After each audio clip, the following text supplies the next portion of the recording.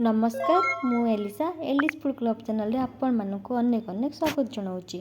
जेकोसी ओषा बार व्रत पर्वपर्वाणी आसुना कहीं सबू ओडिया मान घरे पिठापड़ा निश्चय बनी जाए और बिना पिठारे किसी पर्वपर्वाणी मजा जमा आसी न था। आज मु शेयर करी आपण मान सहित कदलीपत्र पिठा जोटा कि एकदम स्पंजी बनब और खावा बहुत टेस्टी लगे। ताहले आपण मैंने ये भिडियो को संपूर्ण देखंतु। आशा करी आपण मानक बहुत पसंद आसीबो। भल लगे लाइक करेंगे, शेयर करेंगे और चैनल को जब सब्सक्राइब करना जल्दी सब्सक्राइब कर दिंतु। चलतु डेरी नक स्टार्ट करवा। एठी मु गोटे मेजरिंग कप रे 2 कप चाउल एवं 1.5 कप बिरी को सेम मेजरिंग कप रे मु नेइची। ताको वर्तमान धोई देइची, तार मलिया पानी को बाहर कर दे। ताको राति सारा मु 10 ରୁ 12 घंटा ताको भिजेई रखी देइची। देखंतु वर्तमान से केमती भिजी जाइची। आ एथिरे मु हाफ चमच पाखापाखी मेथी मु ऐड करची। वर्तमान ये बतुरे थिबा बिरी चाउल को मु गोटे ग्राइंडर जार को ट्रांसफर करी नेइची। पानी रु छाणी ताको ऐड करची ग्राइंडर जार रे। आमे एठी बेसी पानी देबानी, अल्प टिके पानी दे ताको भल भाबरे गोटे फाइन पेस्ट बनेइबा। एही पिठार स्टफिंग पाई मु नडिया पुर यूज करची। केमती मु नडिया पुर यूज करची और केते सुंदर भाबरे कोन कोन इंग्रेडिएंट्स यूज करची ताहा मु आगो को वीडियो रे आपण मानकू देखेइबी। वर्तमान एथिरे मु पाखापाखी 2 ରୁ 3 चमच पानी ऐड करची। बेसी पानी देबानी, बेसी पानी देले से पानी आहीजिबो।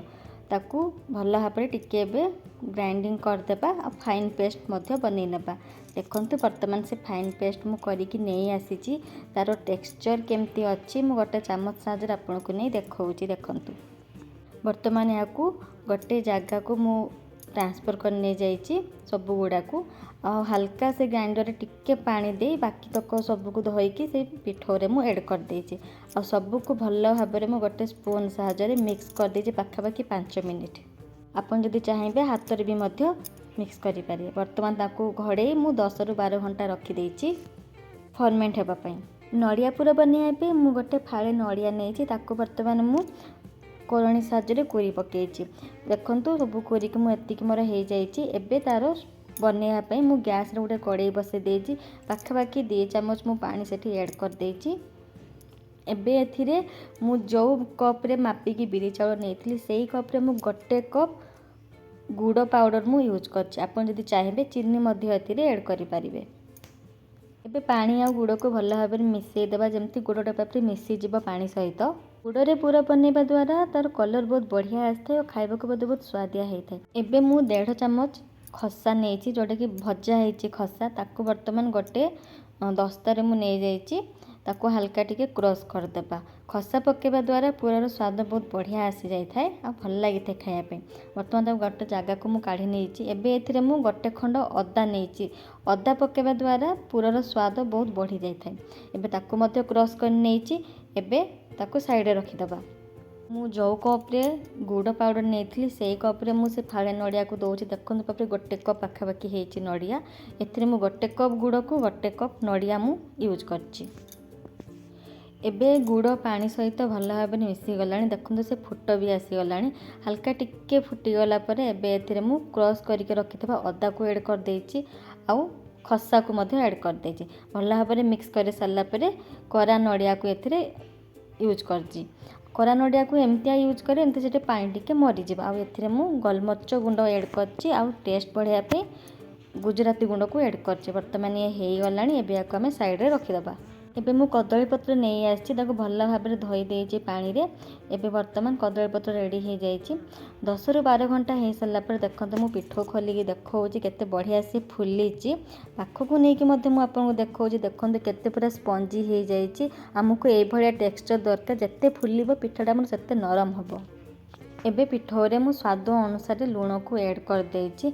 आ मने रखिबे हल्का हाथ रे ही ताको गळेबा। जति हमें स्पीड गळेबा तारो जत्ती स्पंजी हबो से सेटा एते हेइ न थाए। जो जगह रे मु पिठा को स्टीम करिबी से जगह को मु गैस पर बसई नेइची। मझिरे गोटे स्टैंड रखी देइची एवं एथिरे मु 2 ग्लास पानी को ऐड कर देइची। एबे याको ढांकुणी देई भल भाबरे ताको फुटिया पई छाड़ देबा। आ भितरे मु गोटे ए भलिया गोटे छांच रखी देइची जोठी कि पिठा को हमें रखिबा।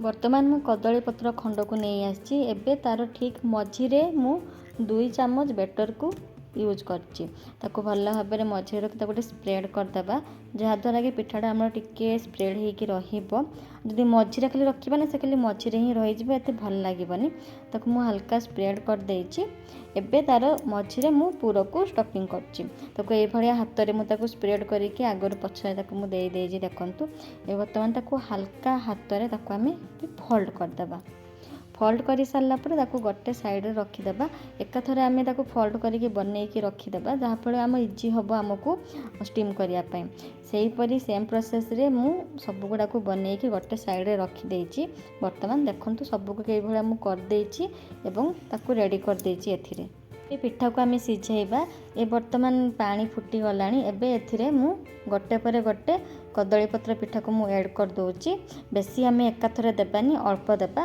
ताकू ढांकी मीडियम रु हाई फ्लेम रे ताकू 15 मिनिट पय ताकू सिझेइबा वर्तमान से हे गलानी देखंतु मु खोलिकी देखौछि तार पत्रर कलर मध्ये चेंज हो जाइछि हमको ए भलिया दरकार वर्तमान टिके ठंडा हला पर ताकू काढी देबा एबे गोटे प्लेट को ए भली भाबरे मु नेक्स्ट प्रोसेस रे आउ थरे पुनी रखिछि एकाथरे मु बहुत गुडा ऐड करनी अल्प अल्प करी मु दीटा बैच रे मु ताकू ऐड करछि जेहेतु मु दीटा बैच रे ऐड करछि सेथिरे पानी कमी जाइछि मु आउ अल्प पानी ऐड करी ताकू भल भाबरे टिके फुटै सारला परे पुणी आर बैच रो पिठा को सेठी ऐड करिछि स्टीम पय जदि मो चैनल को एजाएं आपण मैंने सब्सक्राइब करना तो डेरी न करी प्लीज सब्सक्राइब कर दिंतु पाखरे थिबा बेल आइकन को निश्चय क्लिक करंतु जाफल जहाँ भी वीडियो अपलोड करी तार नोटिफिकेशन आपण मैंने पाई परिबे देखंतु वर्तमान पिठा हमर रेडी हो गला सब को मु नेई आसीची मु गोटे खलिक भी मध्य देखौची देखंतु केते स्पंजी हेची सॉफ्ट मध्य हेची केते आ पूरा मध्य ठीक मझिरे अछि जहा कि खाइबा को बहुत स्वादिया लागिबो टेस्टी लागिबो तरकारी हो किंबा खाली भी आपण याकू खाई परिबे बहुत बढ़िया लागिबो आपण माने ए पिठा को निश्चय घरे बनांतु आ केमती लागिला मो सहित शेयर करिया को बिल्कुल भी भूलिबेनी आउ आपण मानकर गोटे गोटे सब्सक्रिप्शन ना मो पई गोटे मोटिवेशन आउ वीडियो जदि भल लागता निश्चय गोटे लाइक कर देबे आज पई रहिली पुणी आउ एको न्यू रेसिपी नहीं आसीबी जय जगन्नाथ।